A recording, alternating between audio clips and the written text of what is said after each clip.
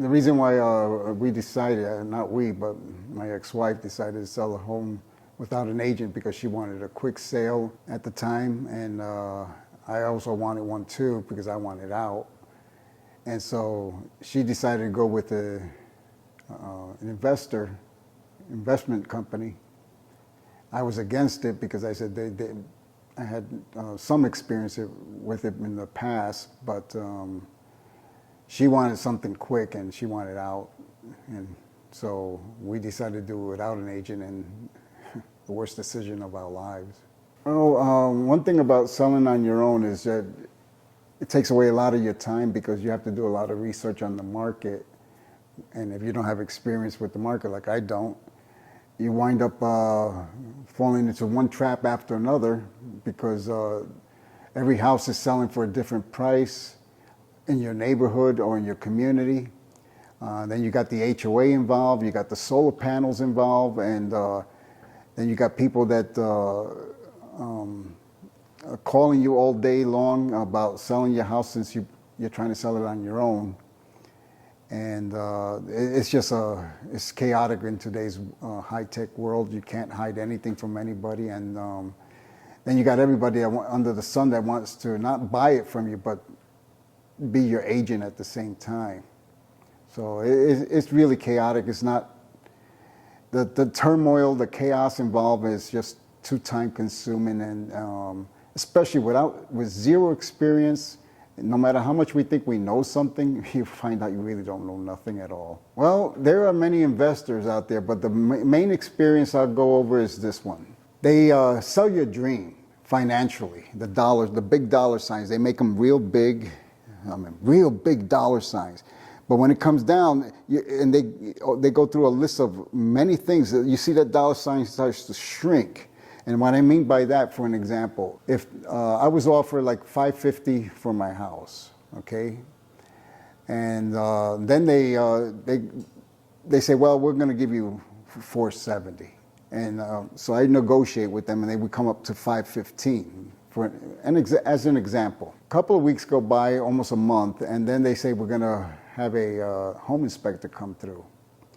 So the home inspector comes through, and they find there's a 10-page list of things that needs to be corrected. Most of it is cosmetic because the house was in very good condition. Of course, like a used car, you're always going to find brakes needs to be changed, oil hasn't been changed for a while. Well, a house has the same dings and dents and scratches no matter what you're selling nowadays. Unless it's a brand new home, even they have problems. But back to the home inspector. So they got this list, 10 pages long, maybe even longer. So now they take the $515, say, listen, we're looking at investing another $50,000 in this house to bring it up to par. And I'm looking at the list, going over, and I'm thinking, well, this is only $10 here, $5 here. Tiles missing on the roof, I could get that replaced for $15. Things that homeowners usually do on their own to save a few dollars.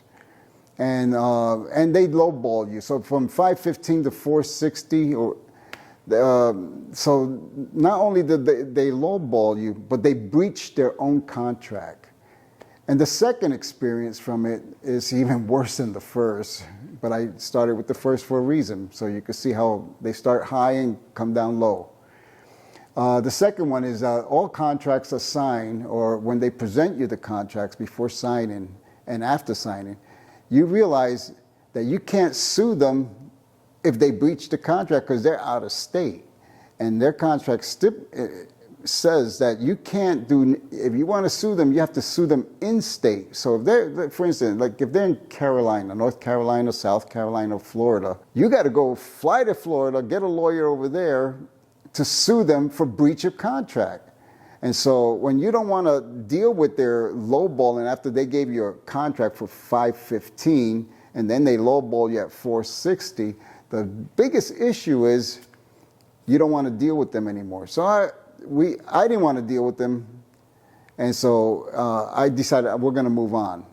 And then the third problem is that without you knowing, while your house is on the market and you're trying to get away from these investors, they put a lien on your house for $20 grand that you can't get out. Then the reason you can't get out because you're in the middle of selling the house, and you have no choice but you've been hijacked to pay a $20,000 lien. In some cases, and in many houses, depending on the price of the house, it could be even double, triple of that number. I decided to work with a realtor, and 50% of it is the reviews, and you had a very good review, but that's only 50%. The other 50% that sold me is your character and your experience when I met you in person. That said more about you than the reviews. I mean, I could see you were hardworking, and you knew the market better than anybody. And I knew that I had the right person because you took all the headaches away from me, all the questions I had, you answered them. As a matter of fact, you came up with suggestions that I didn't even come up with, couldn't even think of.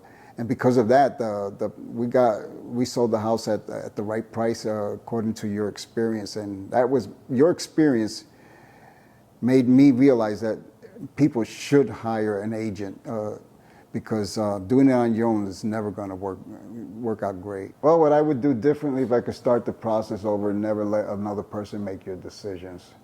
If I would have taken, because my first instinct was to hire a realtor because they take all the worries, all the problems out of your hands, all the paperwork is done by them, all the phone calls, the appointments, all the suggestions, how to improve your property, how to make things, what to expect, what not to expect. And they give you a time frame that is more realistic than what an investor would do because their time frame was all over the map. And I think selling the house with an agent, it just takes away all the burden, all of it.